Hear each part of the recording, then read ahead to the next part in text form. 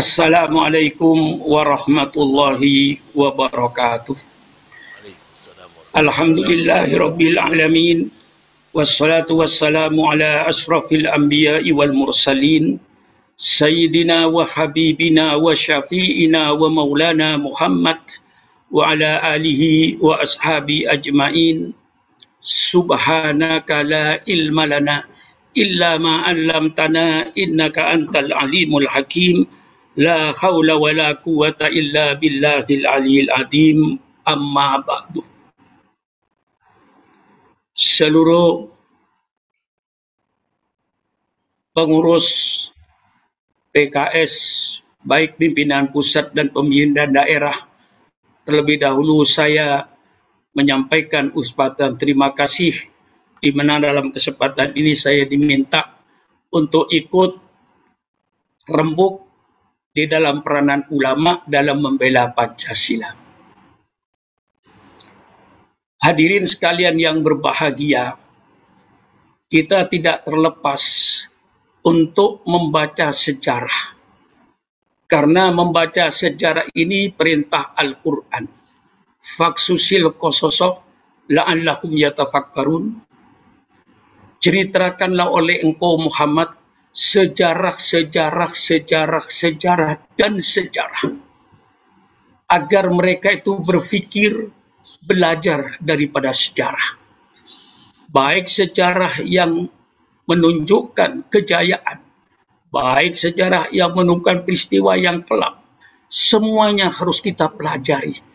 Yang baik untuk diabadikan di suri teladan, sejarah yang tidak baik agar tidak terulang. Inilah sejarah.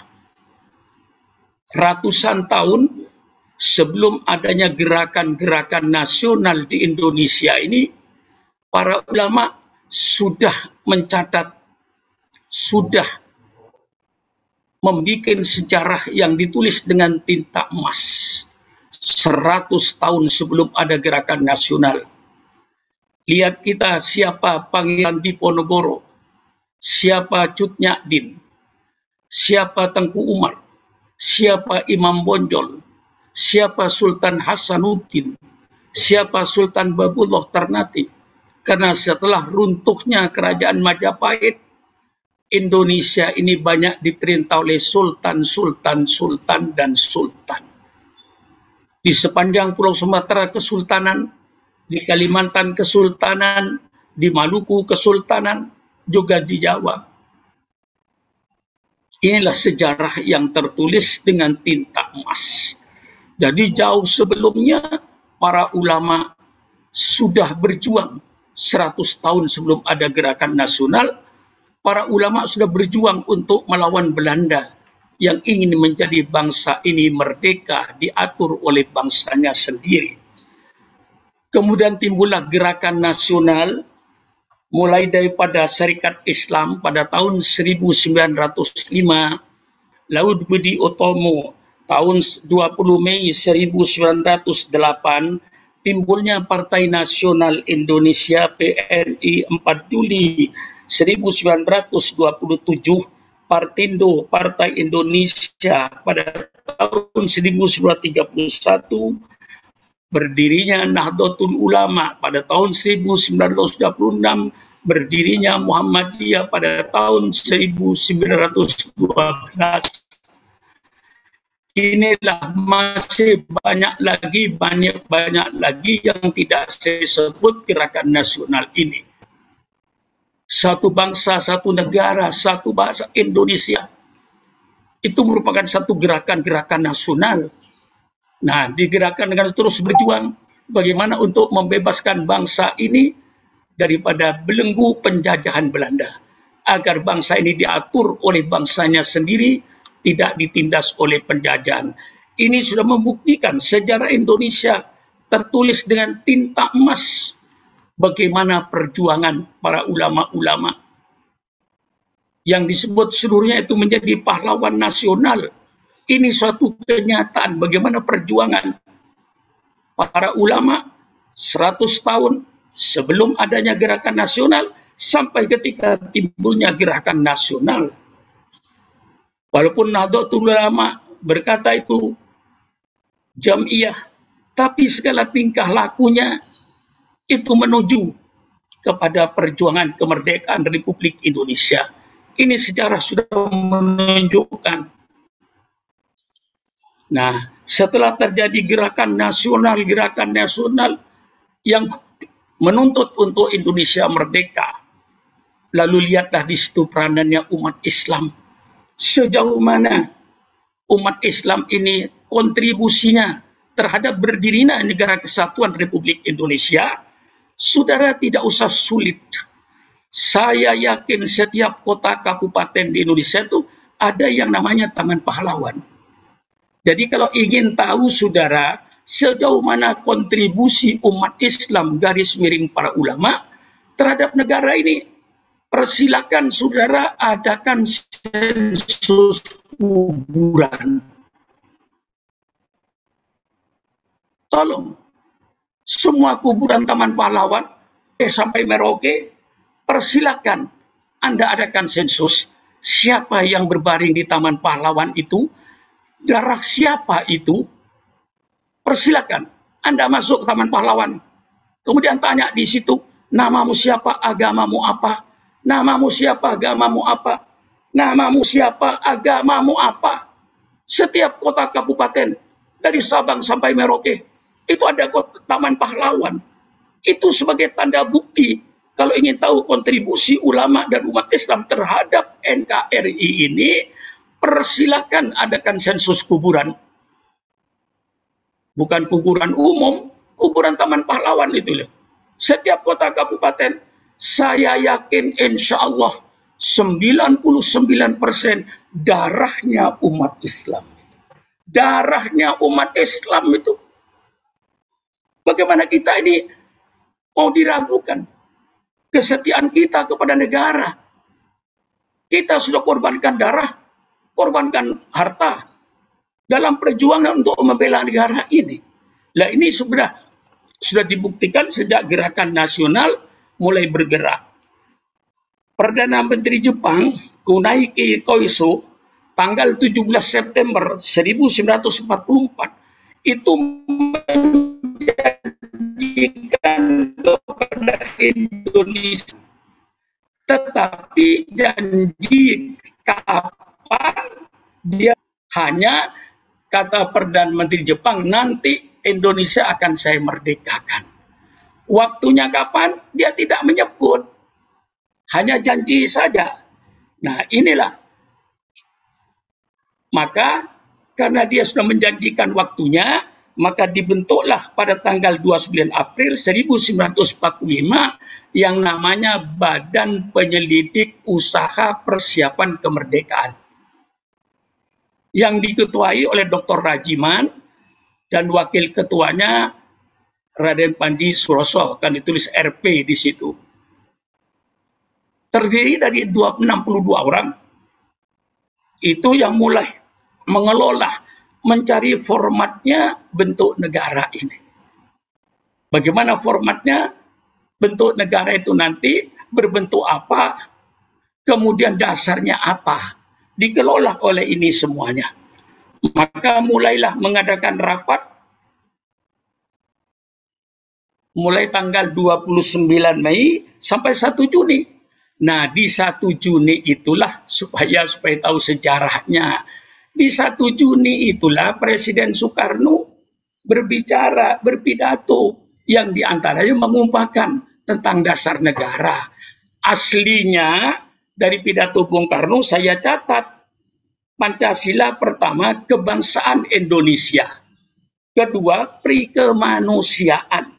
Ketiga, mufakat demokrasi. Keempat, kesejahteraan sosial. Ketuhanan diletakkan nomor 5.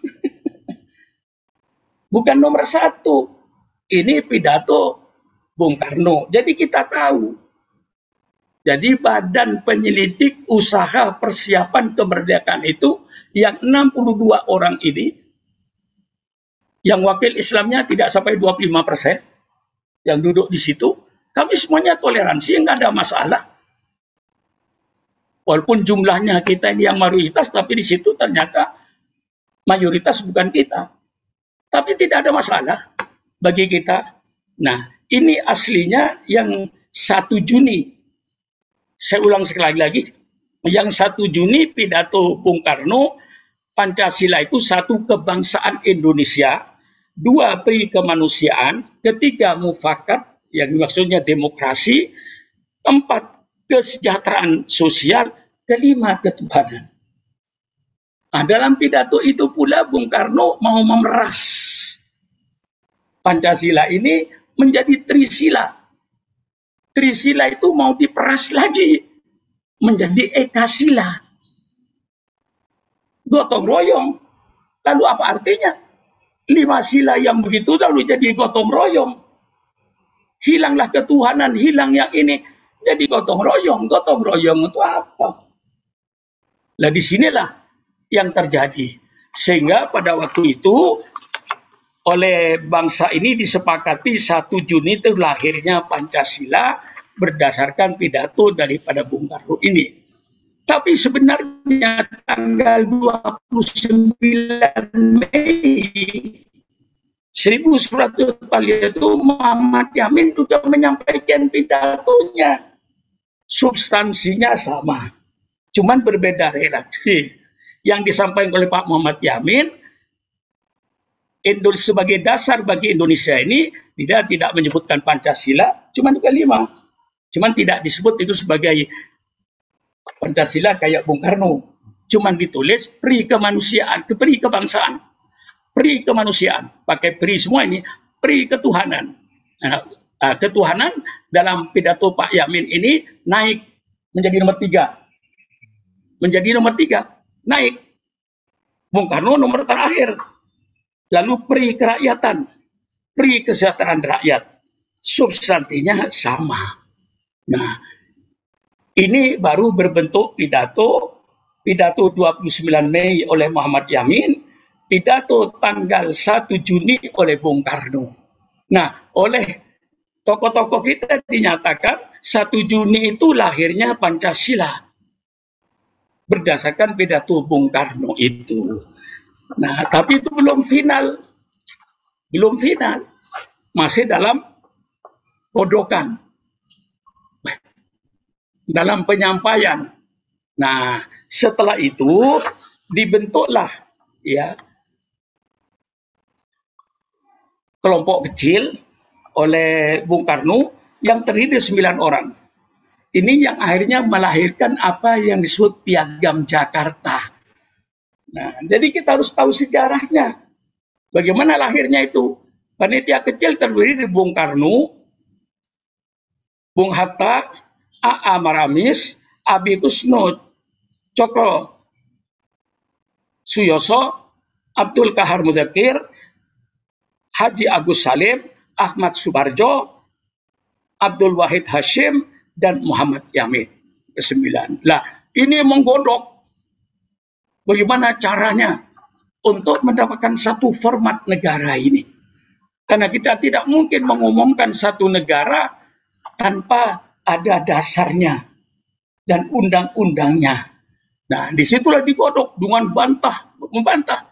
Jadi kelompoknya boleh dikatakan terjadi 2, nasionalis Muslim dan nasionalis sekuler.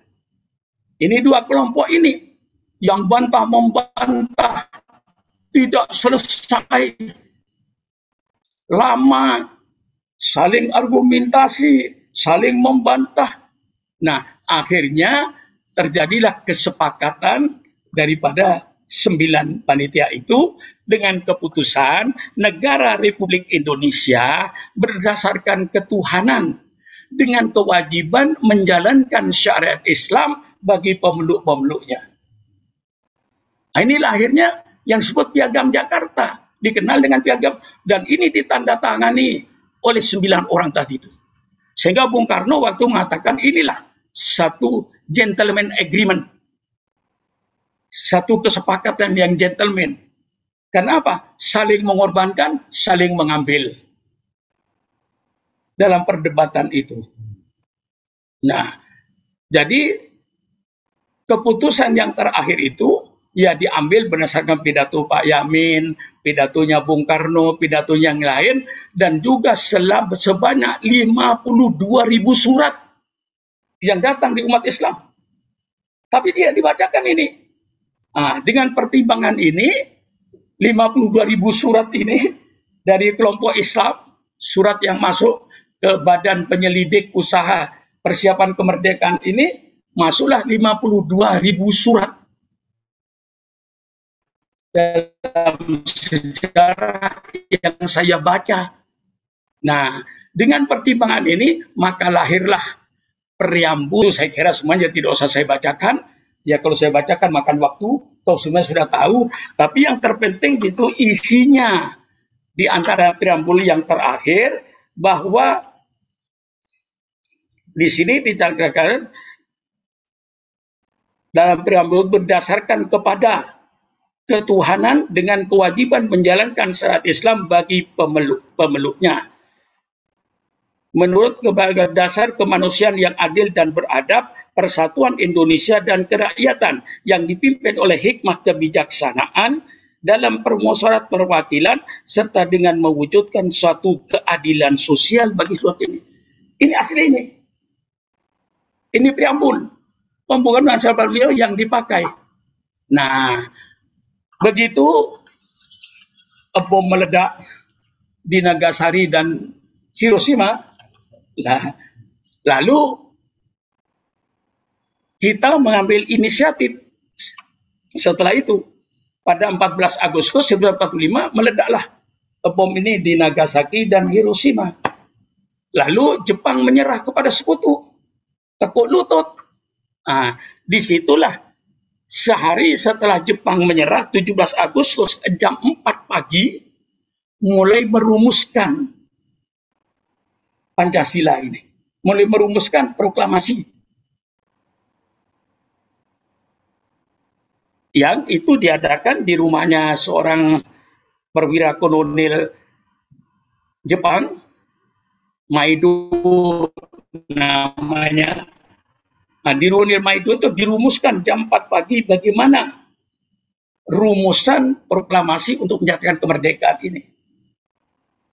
Setelah rumusan ini sudah ketahuan, format negara sudah jelas dalam preambul Undang-Undang Dasar 45, yang masuk itu Piagam Jakarta itu masuk di situ.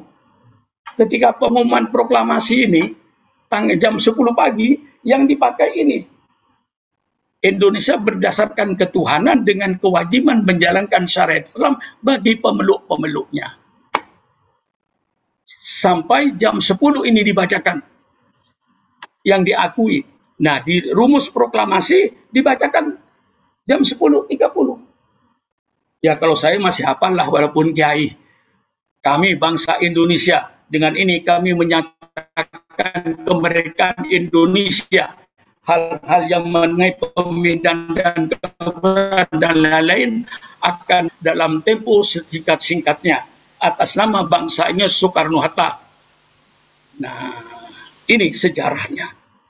Kemudian sorenya ada utusan yang dari Angkatan Laut. Ya, syukran. Mohon maaf, waktunya sudah 20 menit. Dengan hormat, nanti kita akan lanjut dengan diskusi. Sebab masih ada dua narasumber yang akan menyampaikan presentasinya pada malam hari ini. Tolonglah, kalau bisa 2 menit lagi, saya menawar. Baik, kalau gitu 2 menit lagi, dipersilakan Ustaz Kiai. Ya. Nah, setelah itu datang tentara Jepang, kolonel Jepang ini menyatakan kalau 7 kata, ini soalnya penting, kalau 7 kata ini tidak dicoret, Indonesia Timur tidak bergabung. Dan ini meyakinkan Bung Hatta. Sehingga tanggal 18-nya diadakan rapat kembali. Lalu itu dicoret. Nah, ini letaknya dasar yang dikatakan oleh Pak Lamsah. Inilah Pancasila hadiah terbesar untuk bangsa ini dari umat Islam. Karena seandainya umat Islam waktu itu tidak mau menghilangkan 7 kata ini, maka NKRI tidak ada. Menjadi Indonesia Timur dan Indonesia Barat. Demi NKRI. Sekali lagi, demi NKRI. pokok Islam dengan mencabut 7 kata dengan dicoret, diganti dengan ketuhanan yang Maha Esa. Maha Esa itu sebagai gantinya. Itu namanya take and give. Dan di sini letaknya.